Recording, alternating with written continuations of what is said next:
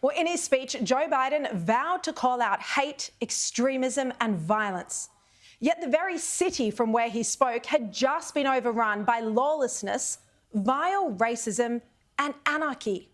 Washington today looked more like the Hamas headquarters in Gaza than it did the heart and soul of America.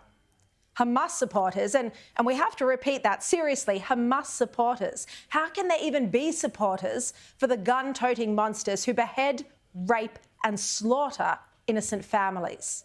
Yet there are, and they turned out in Washington, defiling the Christopher Columbus Memorial Fountain with the words, "Hamas is coming." Yep, the killers, butchers and rapists are coming. These vile activists burned an effigy of Netanyahu, the Prime Minister who's trying to eliminate the terrorists and bring home innocent hostages from Gaza, including a baby, his little brother and their mum. Those two children stolen at just 9 months old and 4 years old. The world's youngest hostages. Free, free, free Palestine!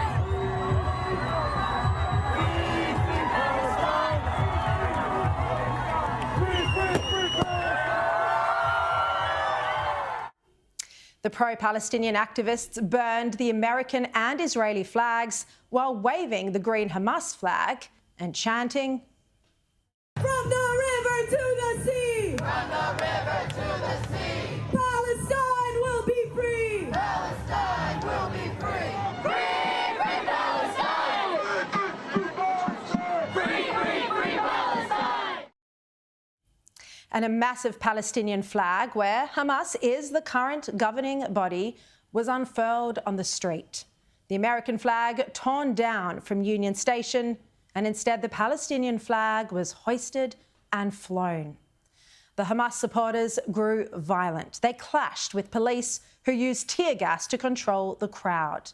There were many arrests. Now, it's one thing to mourn the loss of life in Gaza. It is tragic and we all mourn it. And you may disagree with how Israel has pursued Hamas in Gaza. But to support Hamas, to support the terrorists who not only forced Israel into this war that it never wanted, but deliberately put its own people, the Palestinian people, in harm's way day after day by hiding within civilian populations, by refusing to cooperate with ceasefire proposals, and by welcoming a high death toll in order to turn the West against Israel. Every single soul who has perished in this war is entirely on Hamas's hands. Hamas chose to start the war 9 months ago, but it also could have ended the war at any point since then if it simply chose to hand back innocent hostages, young people, and surrender. But there's a reason Hamas won't hand back hostages. There's a reason Hamas refuses every ceasefire proposal, and it's this. The terrorist group wants to prolong the war because while they're losing ground in Gaza, they're winning internationally with more support than ever in the West, especially among the idiotic, confused millennials who sadly make up our next generation. But there can be no confusion. To support Hamas, as we saw in Washington today, is to support evil. It's to support among the most malicious and barbaric acts ever inflicted on human beings, on par with Hitler's atrocities. To support Hamas is to unequivocally be on the wrong side of history and humanity.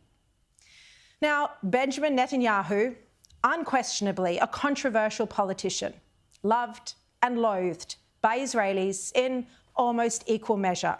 Well, he did deliver a powerful speech today where he articulated very clearly the enemy his country is up against.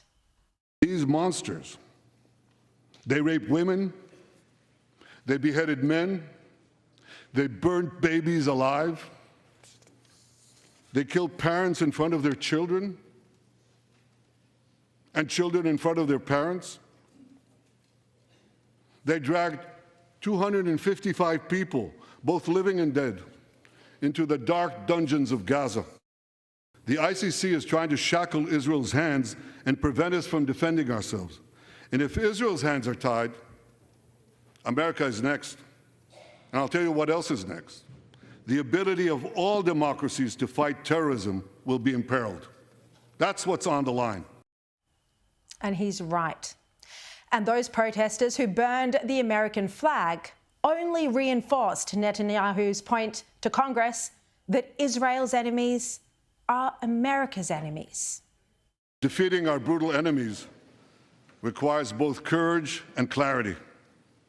Clarity begins by knowing the difference between good and evil. Yet incredibly, many anti-Israel protesters, many choose to stand with evil. They stand with Hamas.